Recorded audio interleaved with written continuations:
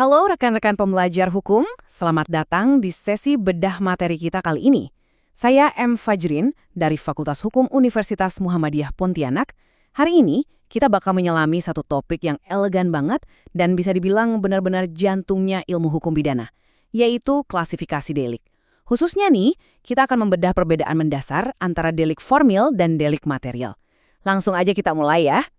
Buat pemanasan, coba deh. Pernah kepikiran gak sih, apakah hukum itu menghukum perbuatannya atau menghukum akibatnya? Bayangin gini, kalau ada orang nembak tapi meleset, apa dia udah bisa dibilang melakukan pembunuhan? Atau kalau orang ngambil barang orang lain, terus dibalikin 10 menit kemudian, apa itu tetap dihitung pencurian? Nah ini tuh bukan sekedar tebak-tebakan kata loh, ini parameter krusial yang bisa nentuin kebebasan atau hukuman seseorang di mata hukum. Para ahli hukum kita tuh udah memperdebatkan dan ngerumusin sifat dasar dari tindak pidana ini selama berabad-abad. Kenapa? Karena salah paham ngebedain mana perbuatan dan mana akibat. Sering banget berujung pada kekeliruan fatal dalam penegakan hukum. Makanya, paham soal klasifikasi delik ini ibarat skill wajib buat siapapun yang mau serius mempelajari atau mempraktekkan hukum. Oke, biar obrolan kita hari ini terarah, kita bakal mulai dari esensi hukum pidana, lanjut ngebedah delik formil yang fokus ke perbuatan, terus delik material yang fokus ke akibat. Setelah itu, kita bahas relevansinya dengan KUHP Nasional 2023 yang baru, dan kita tutup dengan daftar referensi plus sedikit diskusi santai. Yuk, langsung kita masuk ke bagian 1, esensi dalam hukum pidana.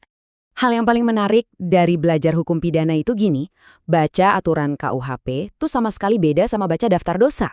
Ini tuh soal memahami anatomi murni dari apa yang bikin sebuah tindakan jadi ilegal. Hukum pidana emang ngatur perbuatan apa aja yang dilarang.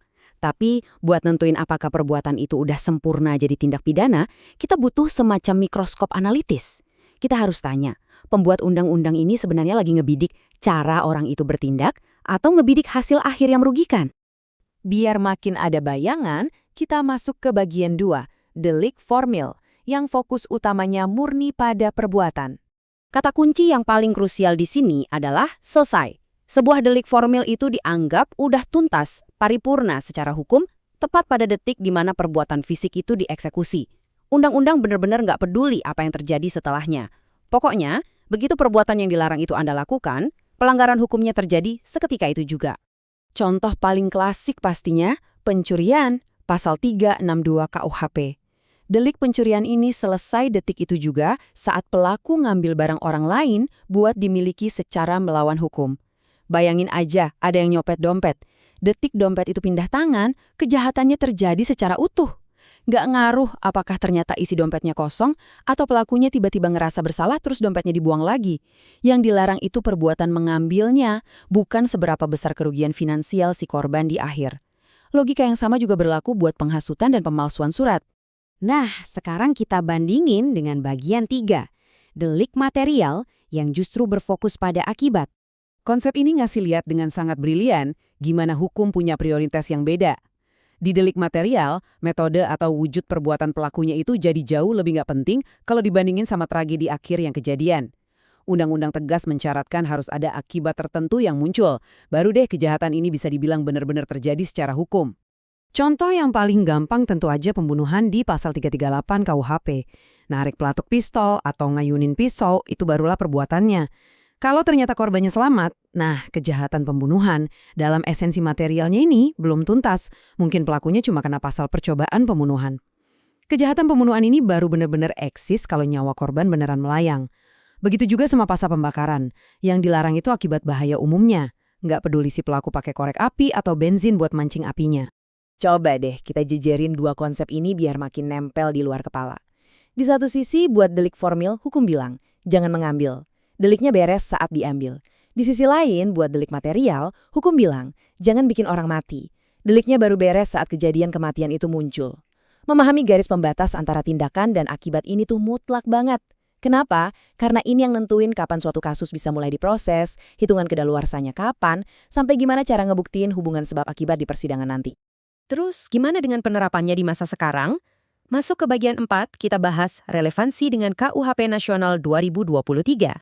Seperti yang kita tahu, kita ini lagi hidup di masa transisi sejarah yang luar biasa. Bayangin aja, setelah lebih dari 1 abad pakai KUHP warisan kolonial Belanda, kita akhirnya nancepin tonggak sejarah dengan sahnya UU nomor 1 tahun 2023 tentang KUHP nasional yang bakal full efektif di tahun 2026. Ini benar-benar pergeseran monumental buat sistem hukum pidana kita di Indonesia.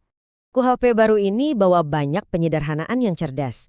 Dari yang tadinya struktur 3 buku, sekarang dipadatin jadi 2 buku aja. Pendekatannya juga jauh lebih modern. Tapi, dan ini yang harus digarisbawahi oleh rekan-rekan mahasiswa dan praktisi sekalian, terlepas dari semua perombakan besar ini, kebutuhan fundamental buat ngebedarin mana perbuatan dan mana akibat, alias klasifikasi delik formil dan material, itu tetap dipertahankan secara absolut. Konsep ini ibarat rohnya hukum pidana yang emang nggak bakal lekang oleh zaman. Dan akhirnya kita sampai di bagian kelima, daftar pustaka dan diskusi. Membangun argumen hukum pidana yang solid itu nggak bisa asal bunyi. Kita harus secara konstan ngerujuk ke pemikiran-pemikiran besar dari berbagai literatur dan jurnal akademik yang emang udah jadi tulang punggung jurisprudensi pidana di negeri kita. Di sini saya mau nyampein penghormatan akademik khusus buat para begawan hukum kita. Buku Asas-Asas Hukum Pidana dari Prof. Muljatno, tulisan Prof. Andi Hamzah, sampai uraian modern dari Prof. Edi O.S. Heriej. Ini tuh sumur ilmu yang bikin kerangka analitis kita hari ini jadi luar biasa kokoh. Merekalah arsitek pemikiran yang teori-teorinya kita pakai terus dari ruang kuliah sampai ke meja hijau. Nah, sebagai penutup sesi bedah materi kali ini, saya punya satu tantangan intelektual nih buat Anda semua. Dunia kan terus berubah ya. Di era digital sekarang ini, dan di bawah payung KUHP Nasional 2023 nanti, gimana coba cara Anda mengklasifikasikan kejahatan modern yang super rumit kayak penipuan cyber alias cyber fraud? Apakah dengan cuma nekan tombol kirim doang itu udah memenuhi syarat delik formil? Atau kita harus nunggu sampai si korban bener-bener kehilangan duit di rekeningnya baru bisa dibilang delik material? Atau malah campuran keduanya nih? Saya beneran penasaran sama opini kritis Anda. Yuk diskusiin analisis Anda di kolom komentar di bawah. Saya M. Fajrin, terima kasih udah meluangkan waktu untuk belajar bareng dan sampai jumpa di bedah materi hukum selanjutnya.